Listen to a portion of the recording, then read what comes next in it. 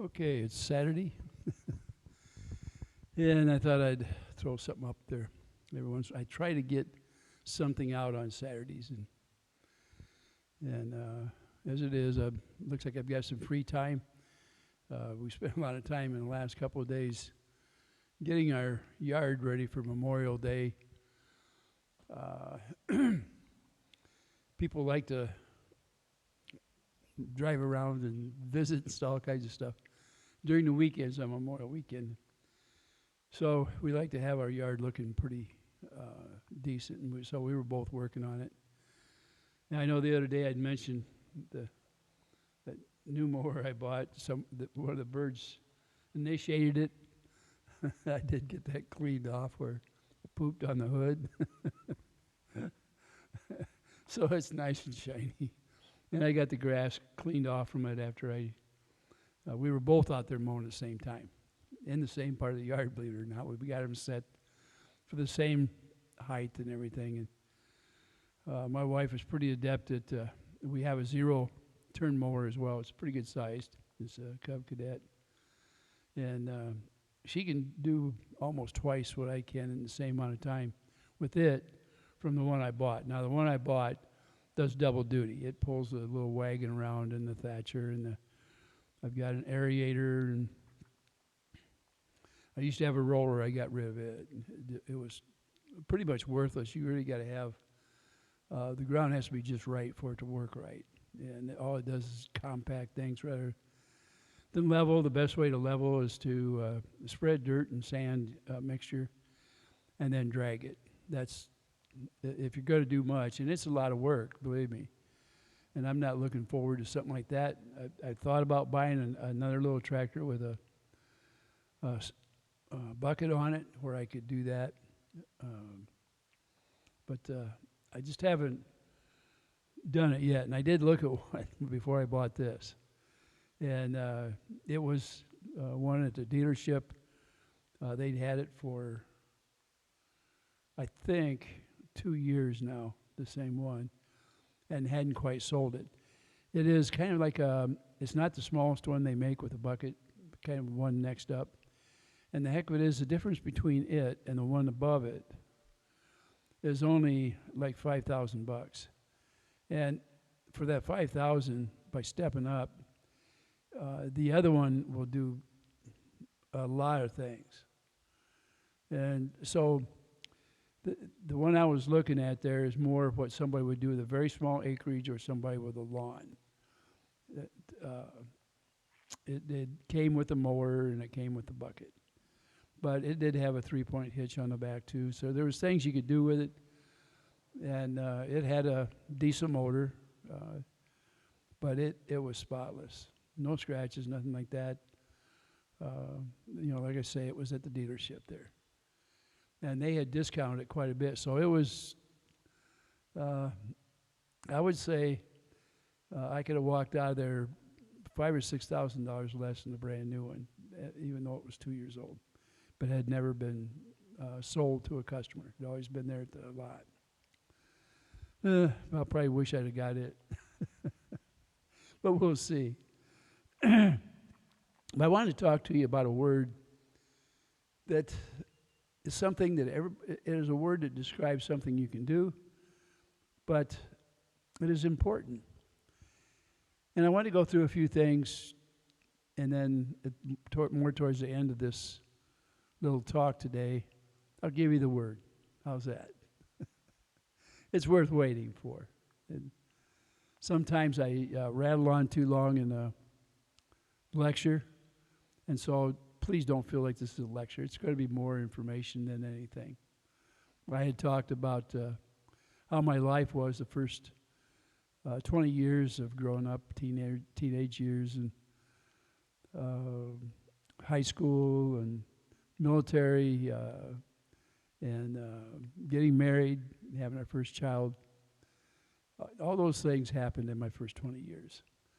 I've seen a lot of the world by the time I was 20, a lot of different cultures. It was what a way to wake up to life. And every bit of it I soaked in as much as I could. The next 20 you spend in fine-tuning your abilities to work. You also have the realization that on the second 20 you have the 7-year itch that everybody worried about, because that's when families have the tendency to break up if they can't take the stress. It's a stress point. Your children are young, you're not making enough money, you want the second car, or a lot of things like that, or you're buying a house by then maybe. Anyway, your life just hits that boom, boom, boom spot, and you're doing your best to get past it. And those lucky enough to get through there probably are looking at a partner they'll spend the rest of their life with, because by then you appreciate that person that helped you get over the hump. And they appreciate you by that point, and your children do too.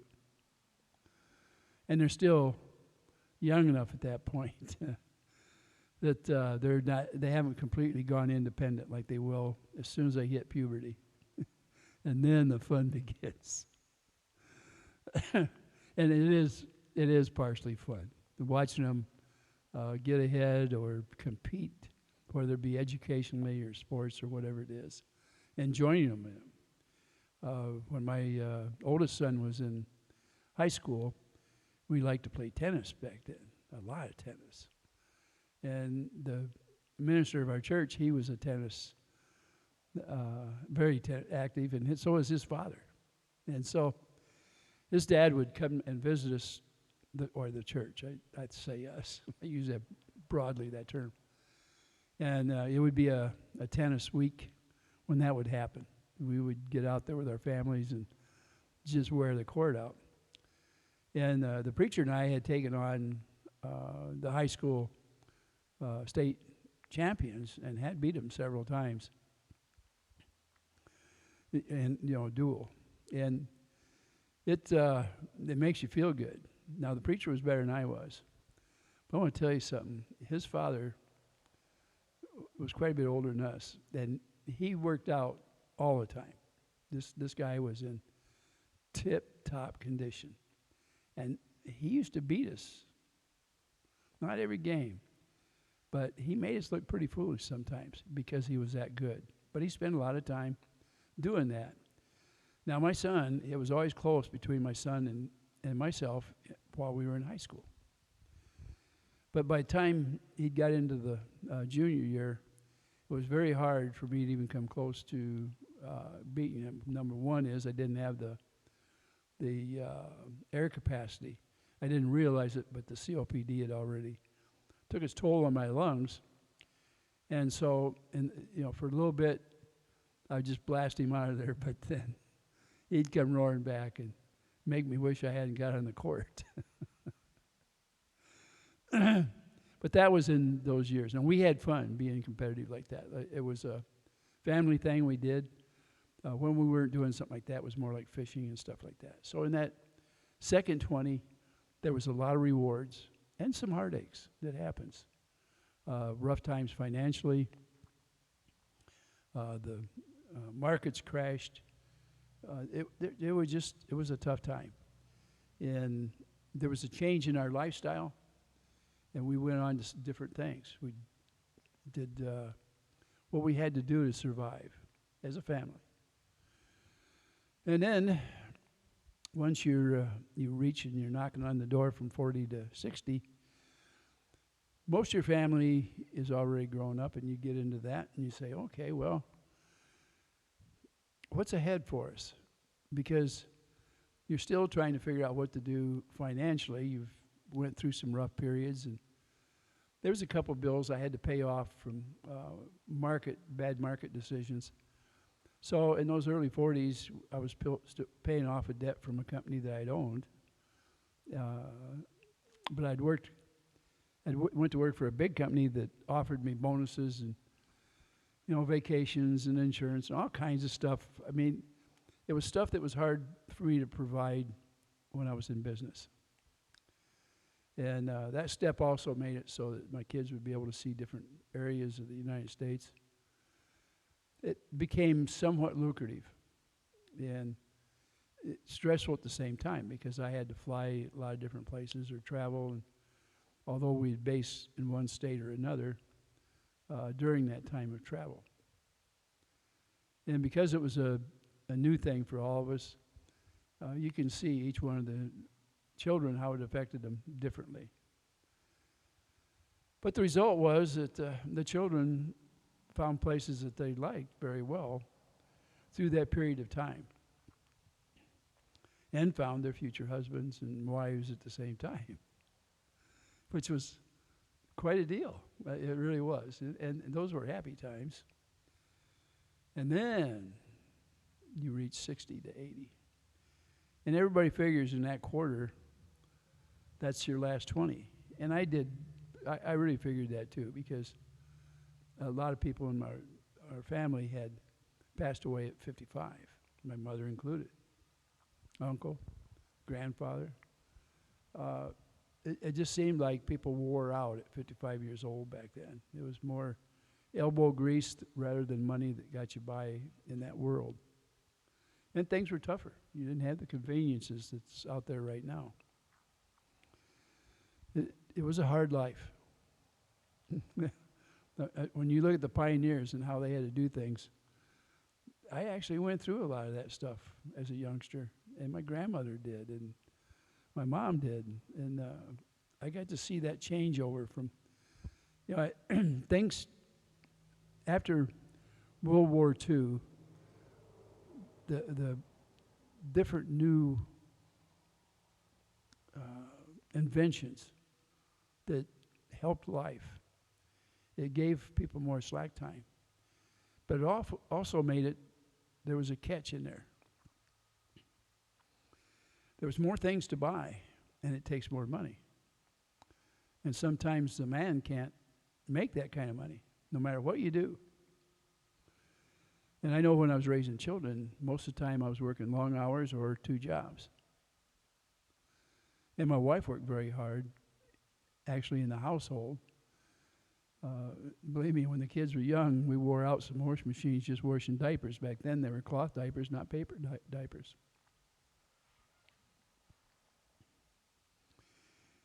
Having made it through into those years, it was, well, I don't know. And unless you've went through it, you can't appreciate the things that you learn or the advances that are made for you to get you into these waning years of between 60 and 80.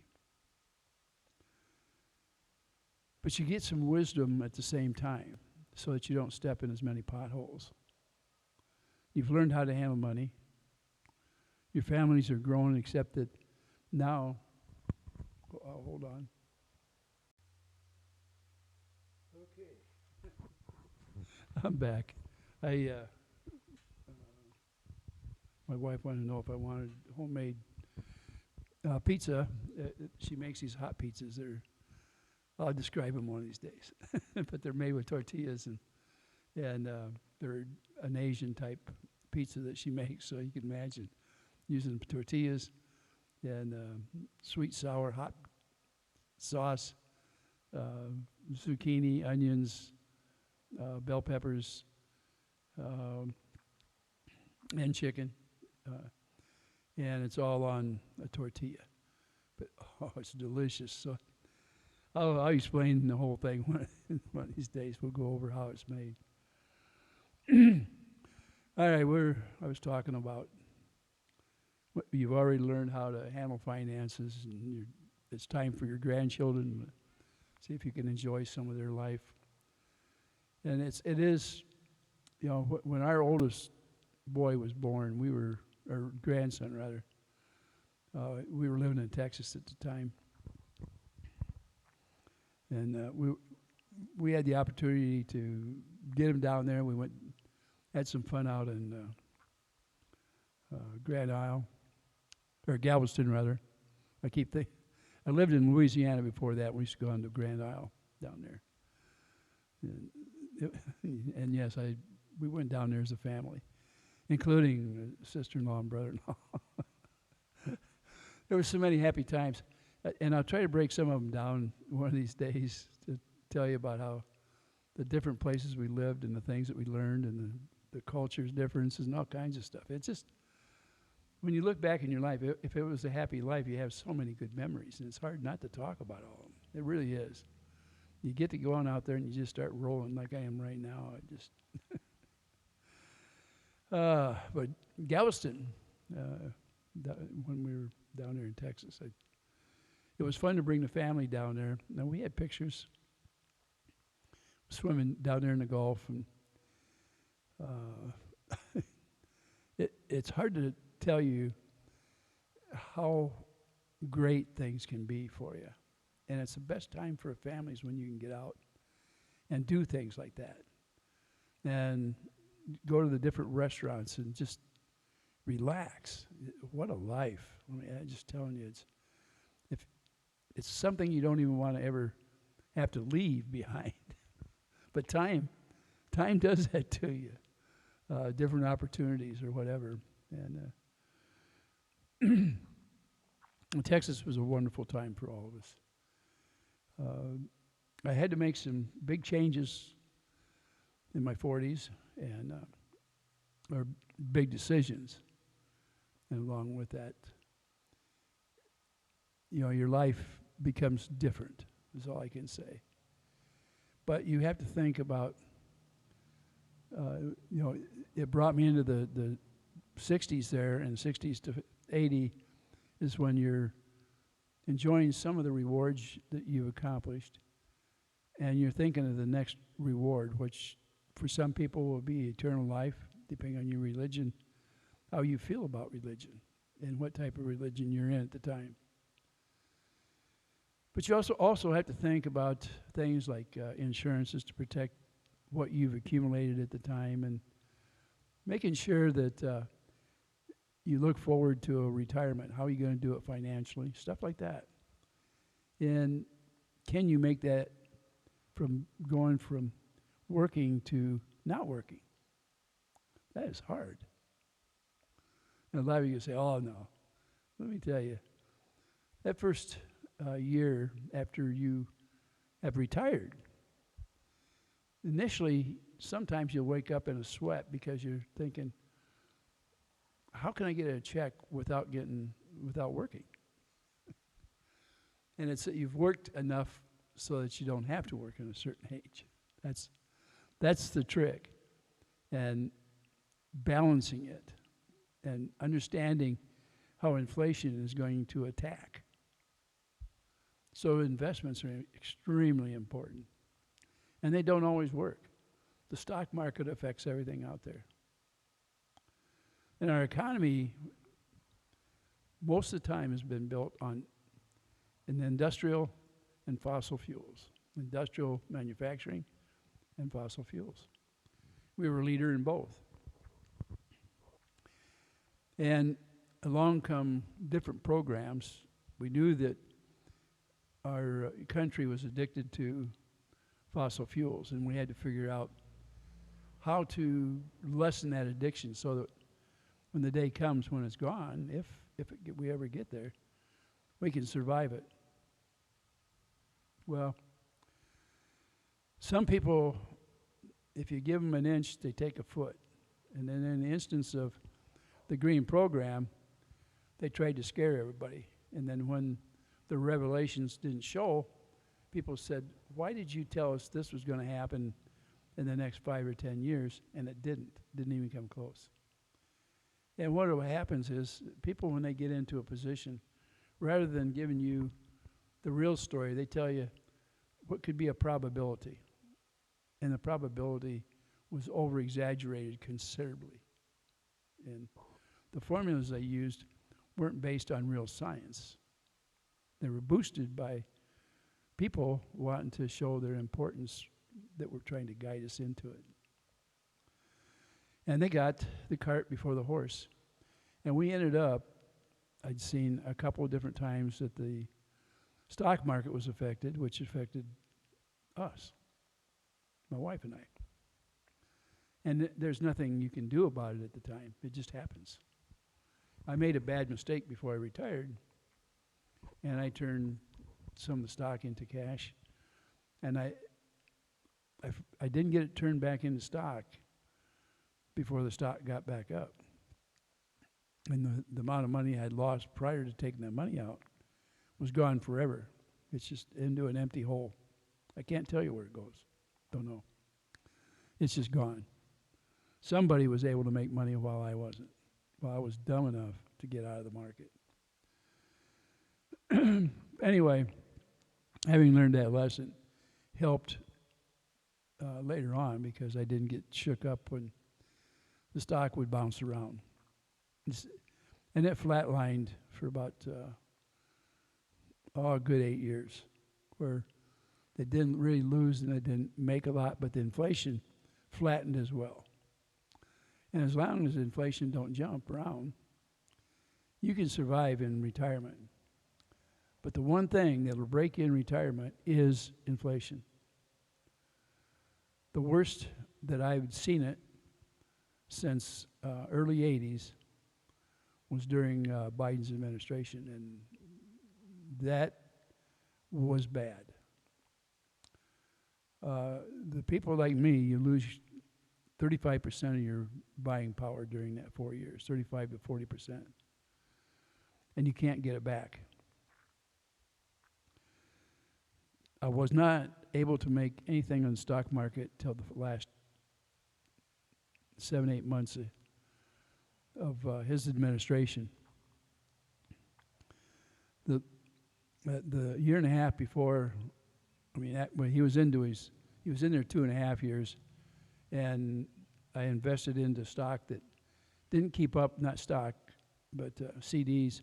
It didn't pay the inflation rate, but it did minimize the amounts I was losing.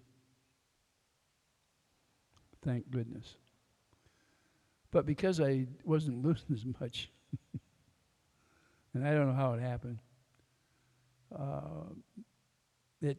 there was a jump in CDs, but also the stock market almost simultaneously. And I ended up into a higher tax bracket for a little bit there. That kind of gets in there, is all I can tell you. Your planning jumps all over the place, and you don't know what to do to try to minimize it all, I guess. You know, you're watching your taxes, being careful what you draw out from one place to another, because as you draw things, you may have to pay tax on it. And what bracket you're in at the time, if you overgo, your bracket can double real quick. And we're not talking, a few bucks.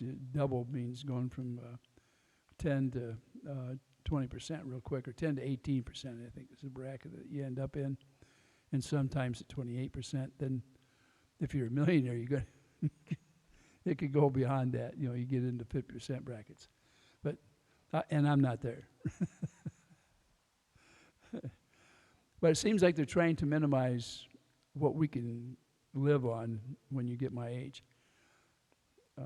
Many people weren't able to keep up with it, and that it broke them. You end up selling your house, everything you've got. Obviously, you can't afford the different insurances. It's very expensive out there for health insurance. I get supplement insurance besides my Social Security or Medicare, and you have to. Our bills in a 5-year period without insurance would have been somewhere, well, the totals, if we hadn't had Medicare and the insurance, would have been somewhere around $1 million or a little better. A couple back operations, a knee operation. My wife had to have a neck operation, carpal tunnel. There was just a lot of things that go on when you get up in age. So all those things, you're lucky if you could afford the insurance, so you get through it. What makes you get through all those? Now I'm going to give you that word, change. And you heard me speak about it at least 3 times while I was talking in here. And I purposely like to do that because it's a word that you've heard a few times, and it's major. It's what keeps you going, change. And that change is called choice as well. The Lord gave you that ability. And a lot of times when you get to those crossroads, if you learn how to pray, it can relieve some of the pressure off your shoulders so that you can make a decent decision and your family. The word I'm talking about is change. And only you can do that. That change has to come in here. How do you go from one step to the next through those life hurdles? Because that's what happens. I just described 4 of them, four hurdles that you're going to go through. The last one being the one where you're anticipating eternal life. And that starts at around 80, if you're lucky enough to make it there. Your next step can happen any minute, any second. Are you prepared? Those changes I talk about, the most important one is trying to leave the stress of what you've carrying here on earth. The stress of forgiveness, hate. Love is what has kept you and your partner together. Or maybe even love can destroy the person. Love of money can and will destroy you. Love of power, that can do it too. So when you're looking at changes to be made, you may need some help from the Lord, but only you can do that change, just you. And I pray for you that you can make the right decisions when you get to those final points in life. It's what carries you through life in the first place. And I talk about the gifts of our Lord. Change is one of them. You have that power to do that. And each stage that you've went through or will go through is as important as the other. So history will carry you into the future, and it's up to you to make those changes as it happens so that you can get there. There's a lot of people who have a hard time with those changes. PTSD can stop you dead in your water. So when you see somebody that has had a stressful life, you might be able to assist them and at least point them in the direction that they need to lead. But you cannot do it for them. You can only show them the path to travel. But it's not you that's going to do it. It's them. And it's hard sometimes when a parent looks at a child and say, well, look, you need to do this. And the child says, I'm not. You realize that one word is the difference between them getting down this path easily or tripping on the way and getting on the wrong path. You know that, but you can't do much about it. As much as you want to try and do it, you can't do it for them, but they can do it. So that's my word, and that's my lecture. And I'm knocking on 30 minutes here, which is 3 times longer than what you should if you want to keep the interest going on YouTube. And as we go into different little things, I'll try to keep them somewhere around that 10-minute mark. And you know me, I talk too much. By the way, I am trying to get this channel built a little bit. So if you would subscribe, that'll help a lot. Thumbs up, that'll help a lot. I'm not too worried about algorithms at this time. As you know, one of these days I may end up having to do some at least partial monetization.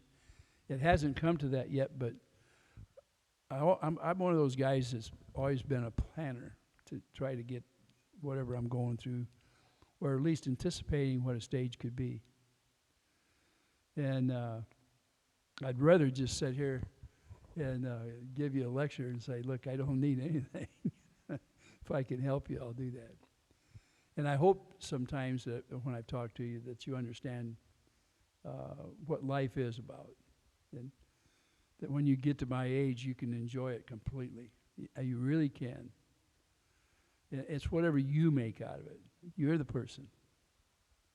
The Lord will provide you the tools, but you have to ask for it a lot of times.